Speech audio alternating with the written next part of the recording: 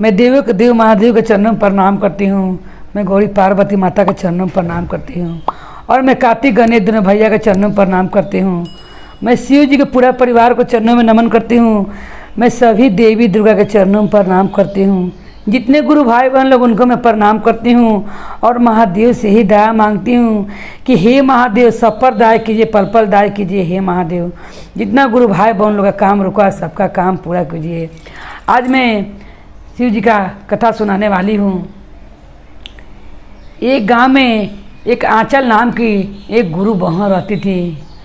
आंचल के पास बहुत धन था और बहुत उनका घर में इतना धन था कि वो रखने ही में उठाने में एकदम उनका परेशानी बढ़ गया था। वो अपना घर के काम से एकदम बेचैन रहती थी और इतना उनका मन व्याकुल रहता था कि तनिक उनको टाइम नहीं मिलता था। इसीलिए उनका छोटे छोटे 3 लड़का 2 लड़की थी। कभी अपना लड़का उनको देखे, कभी अपना घर के काम करे, इससे उनका मन बहुत विचलित रहता था। मगर ये नहीं सोचती थी कि भगवान का दिया हुआ सब मेरे पास है। ये सोचकर उनका यही लगता था मन में कि इतना सारा काम मेरे पर हो गया है कि मुझसे होता नहीं है और ये लड़कन भी मुझे एकदम परेशान करके रख ले है। मैं क्या करूं? इतने में भगवान सोचते हैं शिव गुरु कि ऐसी शिष्या है, वो महादेव की शिष्या बन रहती हैं। महादेव सोचते हैं कि मेरी ऐसी शिष्या है कि अपना बाल बच्चा से भी परेशान हो गई है, जो नानी पुत्र के लिए और बेटी के लिए यानी हमेशा दर दर भटकता है तो एक पुत्र के प्राप्त होता है। ऐसे भगवान ने 3 बेटा 2 बेटी दिए हैं, मगर ये हमेशा अपना पुत्र पुत्री को देखकर इसका मन में क्रोधे रहता है क्योंकि बहुत काम से व्याकुल रहती है और घर में इतना सारा धन है कि ये अपना घर के काम से ही व्यस्त रहती है। उसी समय महादेव सोचते हैं कि इसको रास्ता दिखाना बहुत ज़रूरी है क्योंकि ये मेरी शिष्या है, ये भटक गई है, इसको समझाना बहुत ज़रूरी है। उसी समय महादेव साधु का रूप धरते हैं और दरवाज़ा पर भिक्षा मांगने के लिए आते हैं। उस समय आंचल का एक स्वभाव था, जितना धन था आंचल अगर चाहती तो 1-2 नौकरानी रख सकती थी, मगर आंचल अपना धन भी किसी को देना नहीं चाहती थी। वो अपने सब काम भी करना चाहती थी, अपने अपने खिसेबो करती थी, मगर ये ना कि 1-2 नौकर हम घर में रख लें, मेरे पास धन ज़्यादा था। बहुत धन खर्चा करना नहीं चाहती थी और भगवान का नाम का सुमरन करते रहती थी। उसी समय महादेव आते हैं। उस समय वो माटी से और गोबर से अपना आंगन को लिपटे रहती है। महादेव आते हैं तो कहते हैं कि थोड़ा सा भिक्षा मिल जाता तो बहुत अच्छा होता, पुत्री मुझे थोड़ा सा भिक्षा दे दो। वो गोबर और मट्टी से बाल्टी में लिपटे रहती हैं अंगना को और कहती हैं कि आप देख नहीं रहे हैं कि मैं इतना बड़ा अंगना लिप रही हूँ और आप भिक्षा मांग रहे हैं। आप अभी चले जाइए क्योंकि मैं अभी कुछ नहीं दे सकती हूँ। मैं जब तक आंगन घर नहीं लिपूंगी तब तक आपको कुछ दूंगी नहीं। अगर आपको कुछ चाहिए तो आपको 3 पहर बैठना पड़ेगा, सुबह से लेकर शाम तक बैठना पड़ेगा। जब तक मैं अपना घर का सारा काम ना कर लूँ मैं आपको कुछ नहीं दे सकती हूँ। महादेव कहते कि ठीक है पुत्री, तब मैं जाता हूँ। मैं ऐसा करूँगा कि मैं अब कल भी नहीं, मैं सांझ कर आऊँगा तुम्हारे घर। जब तुम दिया बत्ती बार लोगे तब आऊँगा, तब तो तुम निश्चिंत हो जाओगी। तब कहती है कि नहीं दिया बत्ती बारने टाइम नहीं है, आप कल आइएगा, कल आप 8 बजे आइएगा मेरे घर पर, मैं आपको कुछ दूंगी।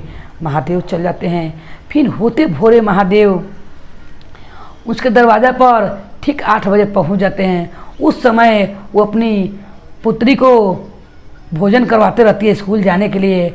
तब महादेव कहते हैं कि मुझे कुछ तो भिक्षा दे दो, तुमने कल बुलाया था तो मैंने तुम्हारे दरवाज़ा पर आया हूँ। एक साधु का बात सुनो बेटी, इतना थोड़ा सा निकाल के दे दो, कितना समय लगेगा? क्या कहते हैं आंचल कि फिर आप आज आ गए, अभी मैं आपको नहीं दे सकती हूँ क्योंकि मैं अभी अपना बेटा बेटी को भोजन करवा रही हूँ। मैं अपना बेटा बेटी को भोजन करवाऊँ कि पहले आपको कुछ दूँ? आप तो एक तो लड़का लड़के मुझे परेशान करके रख लेते हैं, कुछ अपने से नहीं खाते पीते हैं। स्कूल जाने टाइम मुझे तैयार करने पड़ता है, सब चीज़ की तैयारी करने पड़ता है, फिर भोजन करने पड़ता है। मैं एकदम तंग आ गई हूँ। तब कहते हैं तो बेटी कब मुझे बुला रही हो? बोलो। मैं क्योंकि कहा गया है गुरु बहन कि एक हाली गलती माफ़ होता है, 2 हाली गलती माफ़ होता है इंसानों लोग के, 3रा हाली कोई भी माफ़ नहीं करता है, इंसान भी चाहे भगवान भी हो, 2 हाली सब कोई माफ़ करता है। तब कहते हैं शिव गुरु कि ठीक है तो मैं बेटी मैं कल 3रा दिन तुम्हारे दरवाज़ा पर आऊँगा, कल तुम मुझे थोड़ा सा कुछ दे देना। कहते हैं ठीक है कल जाइए, कल आप मेरे घर ऐसा कीजिएगा कि कल आप मेरे घर दोपहर में आइएगा, उस समय मैं भोजन करके जब बैठी रहूँगी तो आपको कुछ दे दूँगी। शिव गुरु उसको रास्ता पर लाने के लिए बहुत कोशिश करते हैं कि इसका हाथ से कुछ दान पुण्य हो जाए, मगर आंचल तो तनिक भी बात पर ध्यान देती नहीं है। और जब महादेव तीसरा दिन आते हैं तो क्या देखते हैं कि वो अपना पति को पंखा हाँक हाँक का भोजन करा रही है और हंसी ठिठोली कर रही है। तब कहते हैं साधु बाबा आकर कि पुत्री, तुमने तीसरा दिन मुझे बुलाया है, मुझे खाली मत लौटाओ और मुझे थोड़ा सा कुछ दे दो। तब कहती है आंचल कि आपको नहीं दिखाई दे रहा है कि इस समय मैं अपना पति से वार्तालाप कर रही हूँ, मैं बात कर रही हूँ, आप उसमें बीच में आ गए हैं और मैं अपना पति को पंखा डुला रही हूँ, मैं कैसे छोड़ के आऊँ। तब कहते हैं महादेव कि तुम मेरा एक सवाल का जवाब दे दो, उसके बाद मैं चल जाऊँगा। आज तक 3 दिन तुमने मुझे कुछ दिया नहीं, कम से कम मेरा सवाल का तुम जवाब ही दे दो पुत्री, तो मैं तुम्हारे दरवाजे से चल जाऊँगा। तब आंचल अपना पति को छोड़ के आती है और कहती है कि हाँ कहिए आप क्या कहते हैं। तब कहते हैं श्री गुरु जी कहते हैं कि पुत्री तुम्हें घर से बहुत परेशान हो। तो कहती है आंचल कि बहुत परेशान हूँ, इतना सारा काम है कि मेरा मन दम बेचैन हो जाता है, इस सारा धन को सहेजने में, उठाने में, रखने में मेरा आधा से बेसी समय निकल जाता है। और ये बेटा बेटी उसका भी खाना बनाइए, खिलाइए, तैयारी कीजिए, इसमें भी मेरा मन दम व्याकुल होता है, मैं एकदम परेशान हो गई हूँ। तब कहते हैं शिव जी रहते हैं शिव गुरु कि तब बेटी तुम क्या चाहती हो, इस सब काम से तुम नचिंत होना चाहती हो। तब कहती हैं आंचल कुछ आंचल सोचती समझती नहीं है और क्या कह देती है कि हाँ सब समय तंग आ गई हूँ, मैं आराम चाहती हूँ। उसी समय शिव गुरु तथा स्तु कहकर चले जाते हैं। जैसे जाते हैं उसका घर में एकदम गरीबी हो जाती है, सब चीज़ दम उसका पति का जो बिजनेस होता है डमाडोल हो जाता है और जितना घर का धन रहता है सब आकर रात को चोरी करके ले जाता है। और बेटा बेटी जो रहते हैं वो स्कूल जाते हैं, वहीं से महादेव उसको ज्ञान के लिए उनको लोग जंगल में भेज देते हैं और वो एक रात वो नहीं आते हैं बाल बच्चों का घर पर लौट के। तब आंचल खोजने लगती है अपना बेटा बेटी को और कहती है कि कहाँ मेरा लड़का लड़की रह गए हैं। और फिर कहती है कि मेरा घर का सारा धन चोर चुरा के ले गए हैं। फिर चौथा दिन महादेव आते हैं और कहते हैं कि बेटी आज कम से कम तुम्हारे पास तब कुछ नहीं है, अब तुम्हारे पास टाइम है ना, कम से कम थोड़ा सा कुछ मुझे भोजन करवा दो। जब इतना बात आंचल सुनती है तो उसका दिमाग खुल जाता है और आंचल कहती है कि मैंने आपका बात पर ध्यान नहीं दिया, साधु महाराज मुझे क्षमा कर दीजिए और मुझे माफ़ कर दीजिए। मेरे पास धन था तो मेरे पास टाइम ही नहीं था कि मैं किसी को दे सकूं। आज ऐसा हो गया है कि मेरे पास भोजन करने के लिए भी कुछ नहीं है, मैं क्या आपको दूं। तब कहते हैं शिव जी कि तुम अपना बाल बच्चा से भी तंग आ गई थी, इसलिए तुम्हारा बाल बच्चा जंगल में सब गए हुए हैं, वो पिकनिक मनाने गए हुए हैं, तुम चिंता मत करो, वो 3-4 दिन के बाद आ जाएंगे। तब कहते हैं आंचल कि नहीं साधु महाराज मुझे क्षमा कर दीजिए, मुझसे बहुत बड़ा गलती हो गया है, मैं आज से कोई भी दरवाज़ा पर आएगा तो मैं उसे नहीं लौटाऊंगी। मेरा अन्ना में अपना बेटा बेटी को कभी भोजन खिलाते समय कोई मांगने आ जाएगा तो ये नहीं कहूँगी कि आप जाइए, आप नहीं देख रहे कि मैं क्या कर रही हूँ।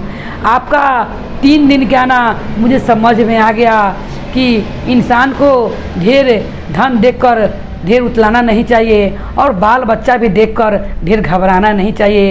ये सब भगवान का दिया हुआ है धन और बाल बच्चा, इसीलिए सबको लेते हुए, धन को परिवार कर लेते हुए कोई भी दरवाजा पर आ जाए तो उसको सम्मान करना चाहिए और उसको भिक्षा देना चाहिए। ये नहीं सोचना चाहिए कि मैं तो अपना काम से ही तबाह हूँ तो मैं उनको क्या दूं, ऐसी में इसको कुछ उनको नहीं बोल देना चाहिए। श्री गुरु कृपा से जितना धन चोरी होल था सब चोर ले जाकर एगो जंगल में रख लेता। जब अपना बेटा बेटी को जंगल में खोजने जाती हैं तो वहीं पर पिकनिक मनाते हैं, इनका बेटा बेटी भी मिल जाते हैं। और जितना घर से धन चुरा कर सब चोर ले करता है, सब जंगल में छोड़ के भाग करता है, सब धन फिर वापस आ जाता है। तब वो समझ जाती हैं कि सब देवों का देव महादेव का कृपा है और महादेव के नमन करती हैं और दया मांगती हैं।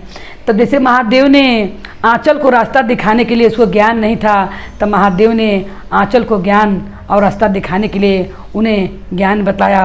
और उससे अगर कोई भी शिष्य कोई ज्ञान ना हो तो महादेव अपना उन पर ज्ञान का सागर खोले और दया बरसाएं। बोलिए हर हर महादेव की जय, गौरी पार्वती मैया भवानी की जय, भैरव भैया की जय।